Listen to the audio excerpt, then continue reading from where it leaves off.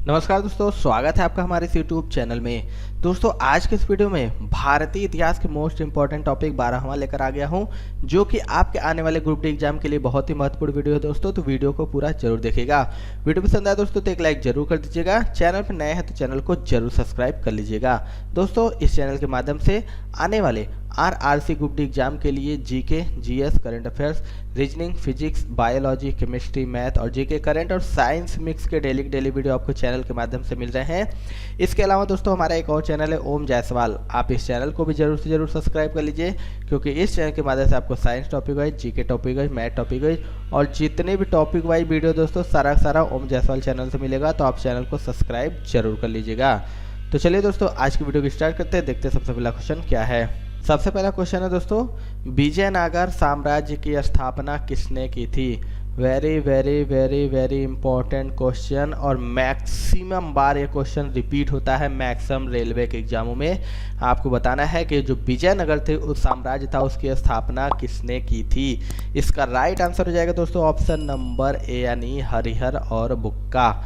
आपको बता दें दोस्तों कि विजयनगर साम्राज्य की स्थापना 1336 ईस्वी में संगम के 5 पुत्रों में से हरिहर एवं बुक्का ने की थी, जो प्रारंभ में होयसल राजा वीर बल्लाल तृतीय की सेवा में थे और तुंगभद्रा नदी के दक्षिणी तट पर स्थित विजयनगर को उन्होंने अपनी राजधानी बनाया और विजयनगर साम्राज्य के भगवावशेष तुंगभद्रा नदी के समीप स्थित है। अगला क्वेश्चन देख लेते हैं दोस्तों। जिस प्रकार बीरबल अकबर के दरबारी कवि थे, उसी प्रकार तेनालीराम किनके दरबारी थे। इसके राइट आंसर की बात करें दोस्तों तो इसका राइट आंसर हो जाएगा ऑप्शन नंबर ए यानी कृष्णदेव राय। आपको बता दें दोस्तों कि कृष्णदेव राय के दरबार में अष्ट दिग्गज का अस्तित्व था, जिसमें 8 विद्वान एवं 1 कवि थे। तेनालीराम कृष्णदेव राय के दरबार में एक दिग्गज विद्वान कवि थे और इन्होंने पांडुरंग महामत्य की रचना की थी। अगला क्वेश्चन देखते हैं दोस्तों, विजयनगर साम्राज्य की राजधानी कहाँ थी। मोस्ट इंपॉर्टेंट ये भी क्वेश्चन है, अभी मैंने इसके बताया आपको। तो इसके राइट आंसर हो जाएगा दोस्तों ऑप्शन नंबर ए यानी हम्पी। आपको बता दें दोस्तों कि हम्पी मध्यकालीन हिंदू राज्य विजयनगर साम्राज्य की राजधानी थी और यह वर्तमान में कर्नाटक राज्य में तुंगभद्रा नदी के तट पर स्थित है। अगला क्वेश्चन देखते हैं दोस्तों, विजयनगर साम्राज्य का हिंदू राजवंश किसकी पराजय से समाप्त हुआ। आपको बताना है कि जो विजयनगर साम्राज्य था वह किसकी पराजय से समाप्त हुआ था। मोस्ट इंपॉर्टेंट ये भी क्वेश्चन है। तो इसका राइट आंसर हो जाएगा दोस्तों ऑप्शन नंबर बी यानी राम राय। आपको बता दें बीजापुर, अहमदनगर, गोलकुंडा एवं बीदर की संयुक्त सेनाओं ने 1565 ईस्वी में राक्षसी तंगड़ी के युद्ध में सदाशिव राय के मंत्री राम राय को पराजित किया तथा अहमदनगर के हुसैन निजाम शाह ने राम राय का वध कर दिया और इस युद्ध का अंत पूर्ण संहार में हुआ था। अगला क्वेश्चन देखते हैं दोस्तों, नूनीज पुर्तगाली यात्री विजयनगर किसके शासनकाल में आया था। मोस्ट इंपॉर्टेंट ये भी क्वेश्चन दोस्तों। आपको बताएं जो नूनीज था पुर्तगाली यात्री वह विजयनगर किसके शासनकाल में आया था। इसका राइट आंसर हो जाएगा ऑप्शन नंबर बी यानी अच्युत राय। आपको बता दें पुर्तगाली यात्री फारनाओ नूनीज अच्युत राय के शासनकाल में विजयनगर आया था और उसने अश्व व्यापारी के रूप में 3 वर्ष विजयनगर में बिताए थे और इसने विजयनगर साम्राज्य के बारे में विस्तार से वर्णन किया तथा तत्कालीन समय में प्रचलित सती प्रथा का भी उल्लेख किया था।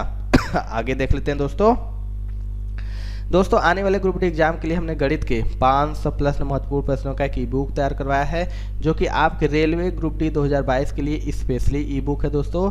इसमें जितने भी 500 प्लस प्रश्न है सारे most important and super guess question है आपके आने वाले ग्रुप डी एग्जाम के लिए।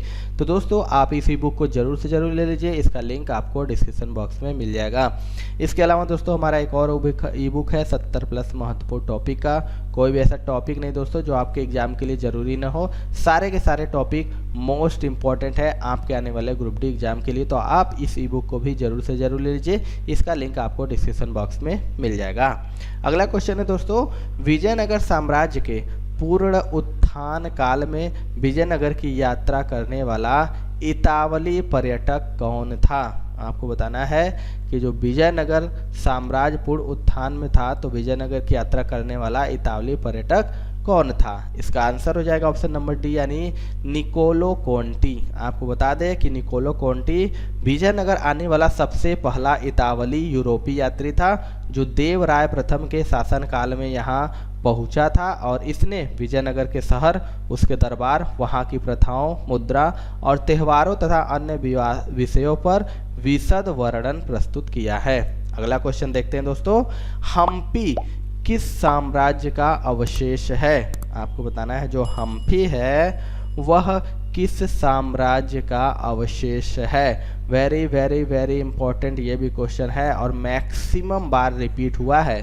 तो इसका राइट आंसर हो जाएगा ऑप्शन नंबर सी यानी विजयनगर। आपको बता दें दोस्तों कि हम्पी में मध्यकालीन विजयनगर साम्राज्य के अवशेष मौजूद है और यह स्थान कर्नाटक राज्य के बेल्लारी जिले में स्थित है, और विजयनगर साम्राज्य की स्थापना हरिहर और बुक्का ने 1336 ईस्वी में की थी। हम्पी का खुला संग्रहालय कर्नाटक राज्य में स्थित है।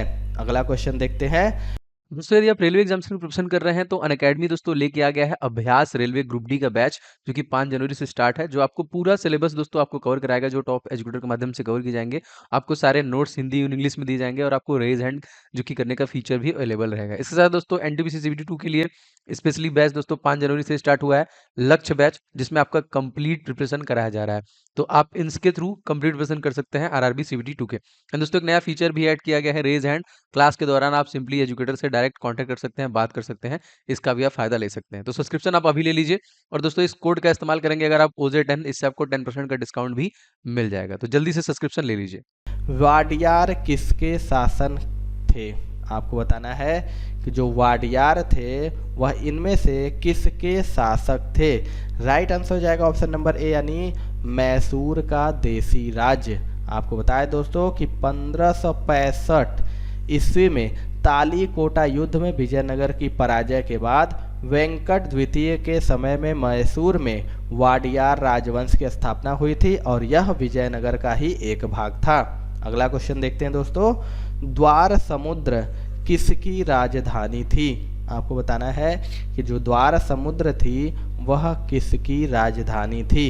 इसका राइट आंसर हो जाएगा दोस्तों ऑप्शन नंबर डी यानी होयसलों की। आपको बता दें कि होयसल की राजधानी द्वार समुद्र थी, और अलाउद्दीन खिलजी के समय यहाँ का शासक वीर बल्लाल तृतीय था, जिसके विरुद्ध मलिक काफूर ने आक्रमण कर संधि के लिए बाध्य किया।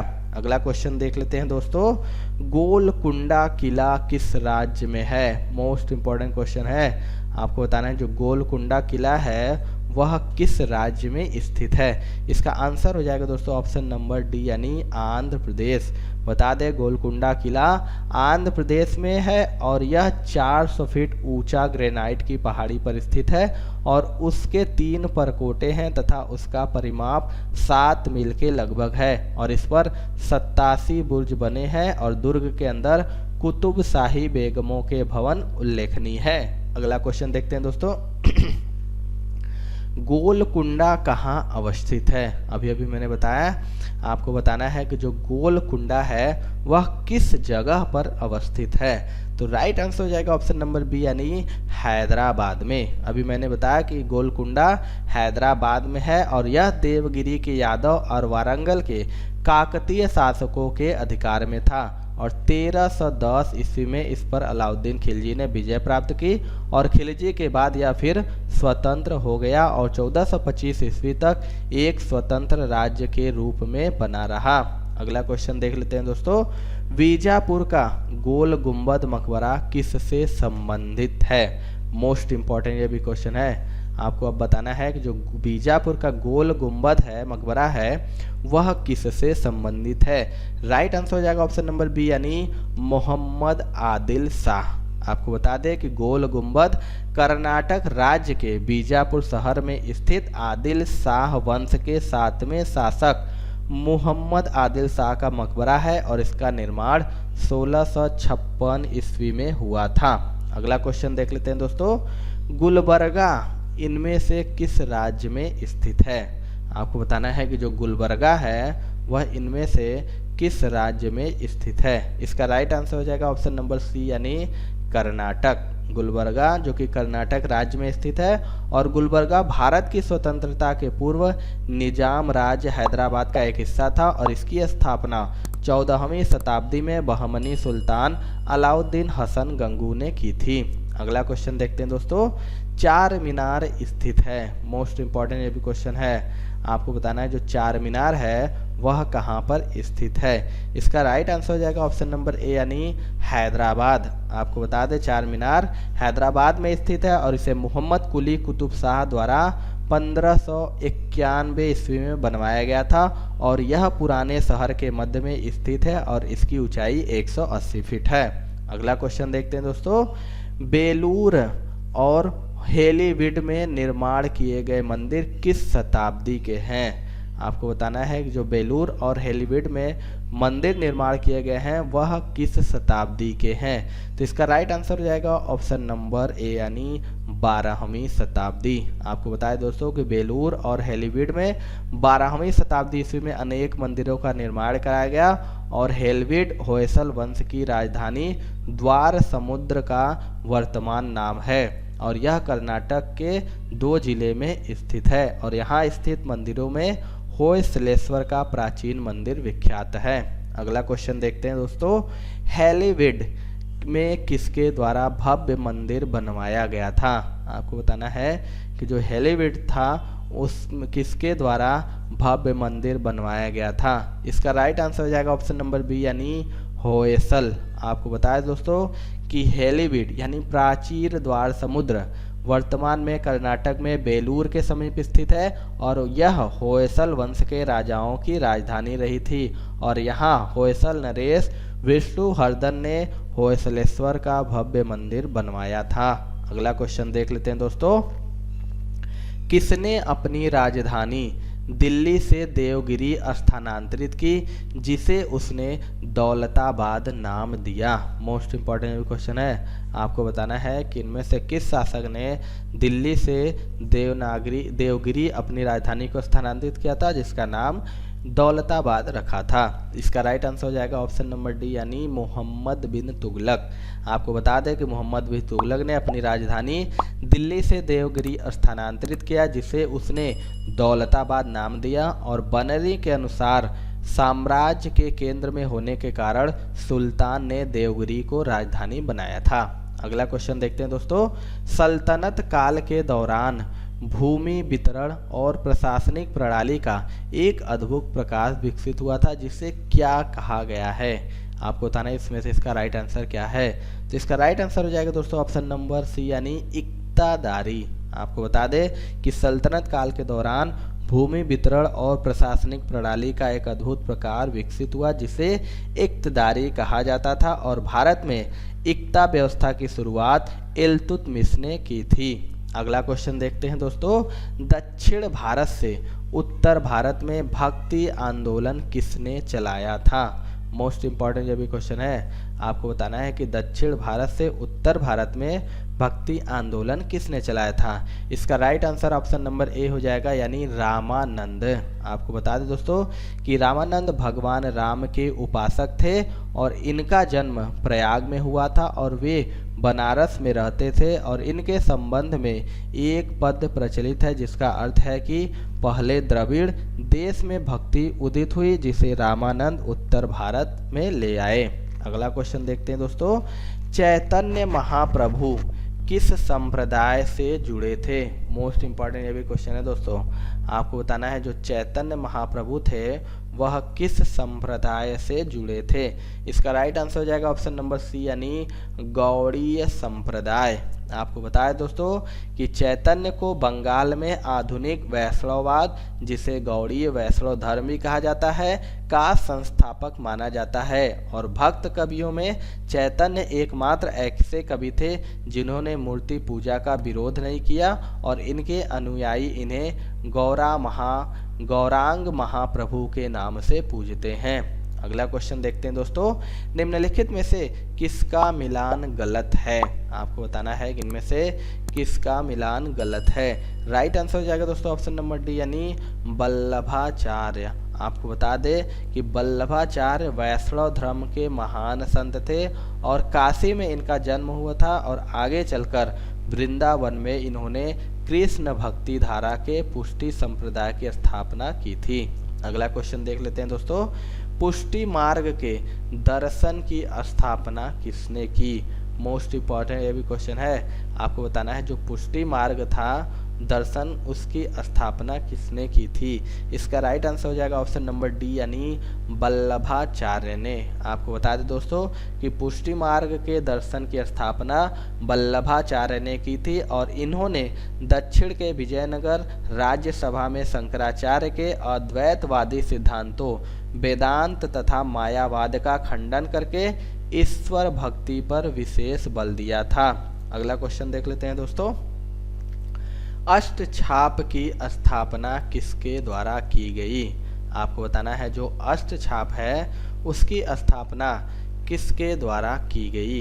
इसका राइट आंसर हो जाएगा ऑप्शन नंबर ए यानी आचार्य विट्ठलनाथ। आपको बता दें कि अष्टछाप की स्थापना आचार्य विट्ठलनाथ ने किया था और अष्टछाप में 8 कवियों का नाम सम्मिलित है। कौन कौन से कवि थे दोस्तों? तो कुंभन दास, सूरदास, कृष्णदास, परमानंद दास, गोविंद दास, छीत दास और नंददास और चतुर्भुज दास। अगला क्वेश्चन देखते हैं दोस्तों, तुलसीदास निम्नलिखित में से किसके राजत्व काल में रहते थे? आपको बताना है कि जो तुलसीदास थे वह इनमें से किसके राजत्व काल में रहते थे? मोस्ट इंपॉर्टेंट क्वेश्चन है, मैक्सिमम रिपीट भी हुआ है। तो इसका राइट आंसर हो जाएगा दोस्तों ऑप्शन नंबर सी यानी अकबर। आपको बता दें दोस्तों कि अकबर व्यक्तिगत रूप से तुलसीदास को नहीं जानता था, तथापि ये इस युग के फारसी और हिंदी के कवियों में सर्वश्रेष्ठ थे और तुलसीदास ने अपना अधिकांश जीवन वाराणसी में व्यतीत किया था और वहीं अपने 25 सुप्रसिद्ध उच्च श्रेणी के ग्रंथ लिखे और इनमें रामचरितमानस सर्वाधिक प्रसिद्ध है। अगला क्वेश्चन देख लेते हैं दोस्तों, निम्नलिखित में से सबसे अधिक सुधारवादी भक्ति संत कौन थे? मोस्ट इंपॉर्टेंट ये भी क्वेश्चन है, आपको बताना है कि इनमें से सबसे अधिक सुधारवादी भक्ति संत कौन थे?